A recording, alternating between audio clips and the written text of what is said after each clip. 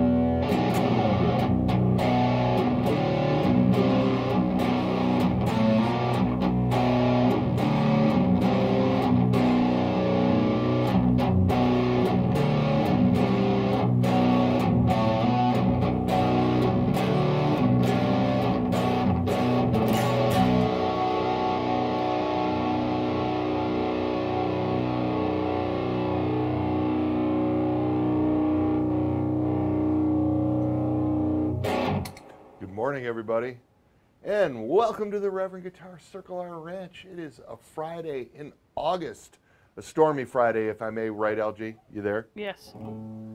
LG is taking video of us taking video. It's You gotta meta. love it. It's crazy around here. It is. That's what the social media lifestyle has become. You take videos of yourself taking videos. You take video of somebody taking a video of taking a video that is going to be on YouTube. It's amazing. Yeah, but it was just 2 minutes. I know it was fun. I hold think it I in my wandered into the hands. shot a little bit, but I did because I was like so interested in like the TikTok video I was taking. Ah, yes. You know what I mean? I was like, "Ooh, this is a good shot," and then I think I wandered into our main camera. Sorry, everybody. So if you saw LG this morning, there you have it. By the way, Penny is here. Hi. As promised, this is the Reverend Descent RA baritone. The RA stands for railhammer. That's a question that I get a lot. Yeah. Why do you call the hardtail version the RA? Well, really, we just wanted to have a Descent and a Descent W, but we wanted to assign something to the hardtail version, and we were going to call them Descent railhammers at one point, and it was Descent RH. But then RH in music store lingo is often right-handed. I don't know why, because LH is definitely left-handed. Right. But usually we don't even, because 99.99% of guitars made are right-handed guitars, pretty much. Doesn't seem like that would be a designation there, but it was proving to be confusing for some. That's not a real and true statistic, by the way. That Petty says that's not a real statistic, but could be. I guess. But don't go citing it. Don't be like, Yeah, Ken no, Haas no. said. Yeah, no, Because don't, that's no, not. don't That's quote just, me on no. anything. All the pieces, all the opinions presented here are my opinions, and in fact, no facts. In fact, no facts. It's going to be my new band name. I like see what that. you did there. This is a Descent RA baritone featuring chisel pickups, and I am going to play for you on the neck of this guitar so that you can hear what is so special about the Railhammer chisels and what is so special about the Descent RA itself. So this guitar is tuned to B standard. I didn't drop it or nothing, so I'm playing in standard tuning, but just down 2.5 steps. It's a custom scale length at 26 3/4, so you don't feel like you're doing this with the standard baritone. And then it has this weird plain 26, plain 3rd string, which is different. And different is, it's one of these interesting things about this business where everybody's like, well, that doesn't feel like my normal G string. Well, no, because it's a giant plain string that is tuned to D and not to G. So it's not a 17 tuned to G, it's a 26 tuned to D, so it is naturally going to feel different. And it has this little hollow type tone when you listen to it. And tonally, that plain 26 comes in somewhere between, I mean, if you listen to, let's play the same note on 3 different strings, shall we? Here is a 36, right? Well, I said I was going to play the same note, so let's do that. So there we are, playing a C. Here it is again, or G, I'm sorry. Good Lord. Look at me, like I didn't practice this. Did you drink enough coffee this morning? No, I did not drink enough coffee this morning. Here is that same G on the plain 26. And here is that same G on the plain 18. So you can hear the plain 26 is more in common tonally with the wound string than it does with the plain string. But the reason why we did this is so that guitar players playing a baritone don't have to have a wound 4th. Modern, old-timey guitar players are used to that wound 3rd string, right? Modern guitar players are not, because we've all grown up with light string gauges.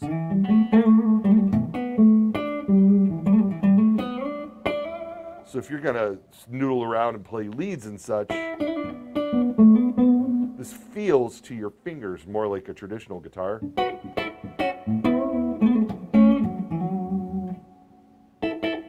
And it works. It stays in tune. It sounds great. Now let's get to the Railhammer. So again, I'm on the neck pickup here. Notice the blades under the wound strings keep the bottom end of this baritone nice and tight, right? So even on the neck string, you can play single note stuff.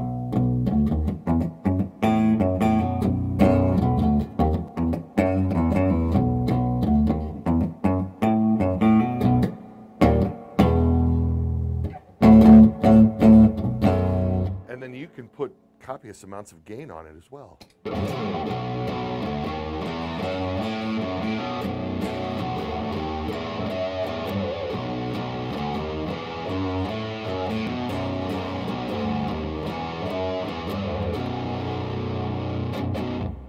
And that is the neck. Neck humbuckers on a standard tune guitar don't hold the bottom end that tight. And then you can certainly feel, I mean, you can feel how bassy it is, even through your little speakers on your phone or wherever you're watching this. When you go to the bridge pickup with all that gain,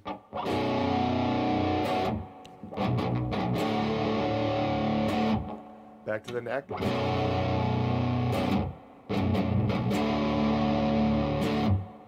It's a usable sound, and we're just so, I know I am, I've always been so completely ingrained that you play those type of riffs on the bridge pickup of the guitar, but being able to play those kind of riffs on the neck pickup just the bottom end is just so lush, you know?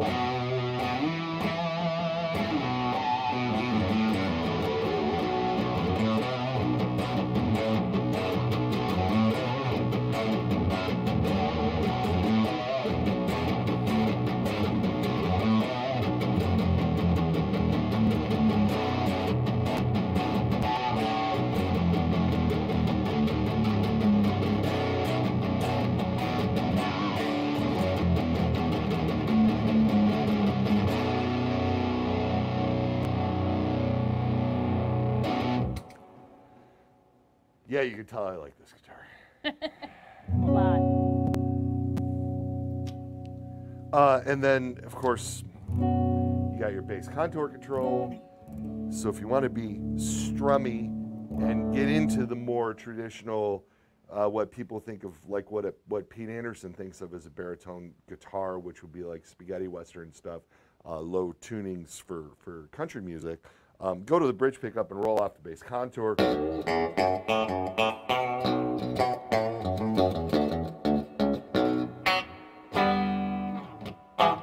The chisel pickup itself throws a ton of mid-range, so you get that sort of scoopiness when you roll the bass contour off.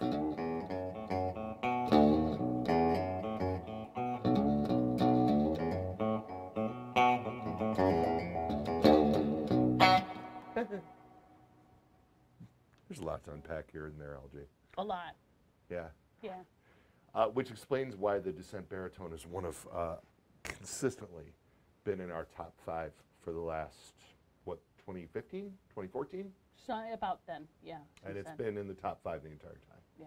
Yeah, 'cause we're really offering something unique here. And every time Naylor throws something into the marketplace that is unparalleled, that doesn't necessarily have an equal, we do well with it. Other So, thanks, Joe. other companies are now using that scale length on their baritones. But they were not when we started it. That's a new thing as of the last year or so. And then they're acting like they invented it, which is always fun. Yeah, that's always fun. Yeah. Yeah, we don't follow trends, do we, LJ? No. No, we That's set my them. point. We set them, don't we? Yeah, we do. How's everybody doing this morning? We're doing great. Toledo's been a little weird. We've had some hellacious storms rolling through here for the last couple days, but Yeah. obviously nothing like we are seeing in other places in the country. The West Coast has been pummeled. Yeah. It's just been a wild August, hasn't it? It's been Yeah. a wild ride, everybody. I hope you're all okay, and I Poor appreciate. Maui. Poor Maui. Mick losing his club, which has really affected the Reverend family in numerous different ways. Obviously, Rick Vito was a regular performer at Rick's club, at Mick's club. I mean, with Mick out there, and so that's definitely quite sad. And Yeah. our thoughts are with all those people out there. All his employees and stuff that lost everything. It's just anyway. That's Anyway, too, that's yeah, too that's sad neither. for Yeah, this I don't know why broadcast. I don't know why we went down that road. So I hope everybody's doing okay, and thanks for tuning in.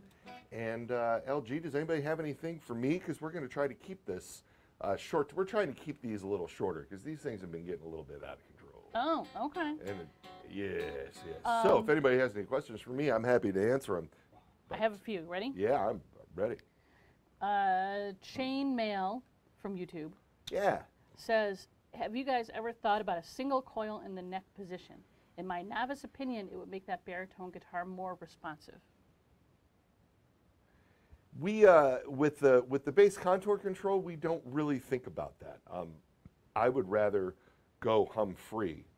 Now the Descent W, the version that we make of this guitar with the Wilkinson trem on it, which also, by the way, stays in tune and works perfectly. We put the Nuevo 90 pickups in that, which is the version of the rail hammer that we call hum cutter, where we remove. Here you go, Mernon. Where we remove one of the blades and 3 of the poles to take an even smaller slice of the magnetic field that's being created around the string to mimic the sound of a single coil, while retaining the humbucking quality of the pickup. And the neck position Nuevo 90 sounds killer in this and is hum-free. We have modded a few of these for artists where we put a clean-cut 90 or a Nuevo 90 in the neck position, pairs nicely with the chisel on the hardtail. Haven't offered it that way, and don't have any plans to put a traditional single coil in the baritone because there's just too many advantages of having the rail hammer. It really just, it sets us apart. So anyways. But putting a clean cut or something like that in there, it's an easy swap. Oh yeah, for sure. Because it's a, It's been done. apples to apples thing. Indeed. Yeah. You don't have to do any sort of special anything.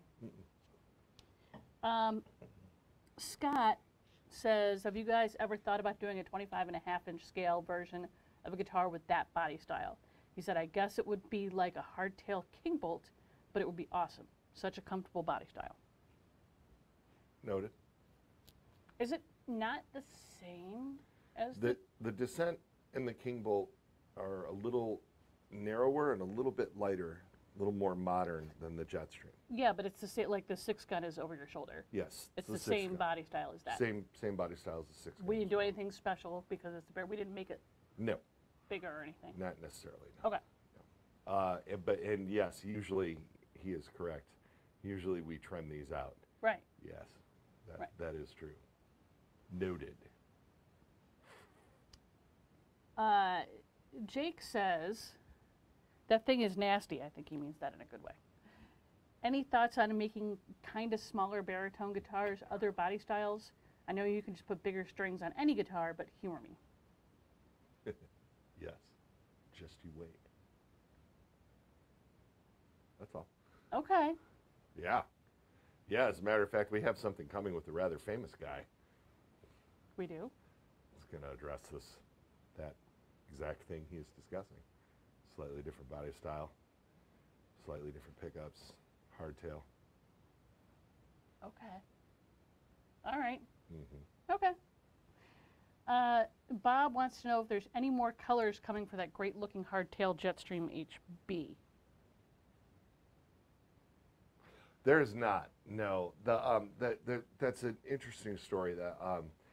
That was a one-off. It was a bunch of specifications that we did for something that didn't pan out, and not a lot of them got made. So that was just kind of an in and out real fast thing. The only difference between the Jetstream HB hardtail and the Charger HB hardtail is about this much material in the upper horn. We do refer to the Jetstream as the double cut and the Charger as the single cut, which is, they're so similar. And so the Charger body style is the hardtail body style, and the Jetstream body style is the trem body style. They don't usually cross over unless we get some specific sort of artist request things. And that's what that stemmed from. So I will say that we are talking about doing the Jetstream HB again at some point, for sure. But it will have the trem on it. So you're going to have to get all your hardtail humbucker love out of the Charger series. And where did those Jetstream HB hardtails, where did they go? Around. Oh, they went around. Okay, They've been offered to all. They were and offered to all of our dealers. I do not know that they've all shipped. Okay. We may have a couple of them here yet. I'm not sure. Okay. I've been busy working on a massive project around here that has kept me out of our warehouse, and so I actually don't have a running knowledge of every single guitar we have in stock, which I often did. Right. By the way, I know. I usually kept pretty good track, especially the weird stuff. I would be like, oh yeah, I think we have a couple of those. I actually, this thing that we're doing here has been occupying most of my time when I'm around. And of course, I had a lot of travel this summer too, between the traders and all the other things that are going on. So, but that being said, yeah, we don't have any plans to do that right now. So if you're digging out that hardtail Jetstream, as weird as it is, there were 16 of those made in total. Yeah. So that's it. Yeah. So you know. And they didn't all go to one dealer or another. They went around. They were circulated. Yeah, they were circulated. Okay, so Reverb is your friend in that situation. Yeah, if you're looking for one, yeah. Yes. That's about it for the questions. You know, that hardtail Jetstream HB would be a fun one for drop tunings too. It's true. You know, it really would be. Yeah. Because any of the hardtail stuff works well with the drop tunings. That's one of the reasons why we like the Tune-O-Matic too. You know, I don't say I like it any better than I like the string through the body, but what's neat is that it's different. you know, usually on bolt-on style guitars, they're all string throughs. So we're, you know, again, and it's one of the things that Naylor's always done is he's sort of combined elements of different things that he likes from different guitars, and so we ended up with a whole bolt-on series with Tune-o-matics, and we think they're cool, and that's what we're going to be doing it for now. But listen, everybody, so the Descent RA, this is a, I want to show you just real fast too another kind of unique thing on this guitar. This is our roasted maple neck, and the neck itself is a two-piece neck with the with fingerboard glued on, right? So it's neck and fingerboard. When we do a maple neck, sometimes you get a couple of different colors going there because the roasting process is not exact. Bring that all the way to the camera. Oh, I can't see that. I don't know if I'm going to be able to really do that, but I'm going to try. So, And you've done it before. as Okay, you can see, that's clear right can you there. see the fingerboard? Yeah. This is cool and this is normal. It really, when they do this roasted maple thing, when they kiln dry the maple, different thicknesses of grain darken at different rates, and it has everything to do with, it's scientific, man. Dig it. But no, depending on how dense the wood is from where it was in the tree and all this kind of stuff, it will darken at different rates. So sometimes we get some maple that is a little bit lighter. And so sometimes, even on a maple neck, you'll see a darker fingerboard on a lighter neck, or a lighter fingerboard on a darker neck. I love that. Yeah. I don't consider that Yeah. to be any sort of like defect at all. And then there's a couple of advantages to having the fretboard glued onto the neck as well. You don't have the what they call in the Fender world the skunk stripe on the back, because they route for the truss rod from the top, put the truss rod in, and then put the fingerboard over it. Yeah. So you end up with a uniform color on the back. And then whenever you have laminated woods, it's stronger. And so even just the act of gluing the fingerboard onto the neck gives it more strength for bigger gauge strings and stuff, like when you're talking about baritones and basses and things of that nature. So all that being said, I don't know what made me think of that, but it did. What do we got coming up? Little Gal and I are not going to be here next week. We're not going to be in next Friday. We're going to be in Boston. Yep. And setting a kid up in school. It's Yep. going to be great. But we'll be back the week after that, which We have something to talk about the week after that. That's a new release coming out. we'll have something to talk about. We'll have something new in 2 weeks. Looking forward to that. And then the week after that is the Supernova Ska Festival Oh, that's right. in Norfolk, Virginia, Virginia Beach. Mm-hmm. It's actually out at Fort Monroe, out on an island. Beautiful. It's so beautiful there. It's ridiculous. And the last time I checked, I think there are no fewer than 9 Reverend bands on the Supernova Ska Festival this year. Of course, I'm performing Jay Navarro and the Traders, and then Jay's band, Suicide Machines. So like Jay's side band, the Suicide Machines.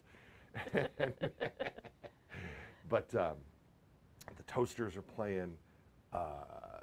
All of our friends at Bad Times Records that we toured with this summer are playing. So Kill Lincoln's playing. We Are the Union is on the bill. It's going to be a blast.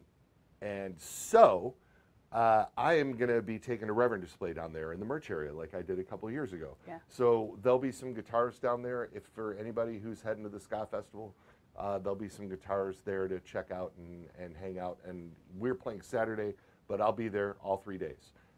So if you want to come say hi to me there, you can do that. And then there's more stuff coming after that too. There's just an endless stream of stuff going on around here. It's very exciting times here at Reverend Guitars. It is. Thank you for tuning in. LG, thanks for coming in today and joining us on the broadcast. We had a good time. Yeah. And we'll see you here 2 weeks from today. And look for me on the road. Thanks, everybody. Why I had to do that again.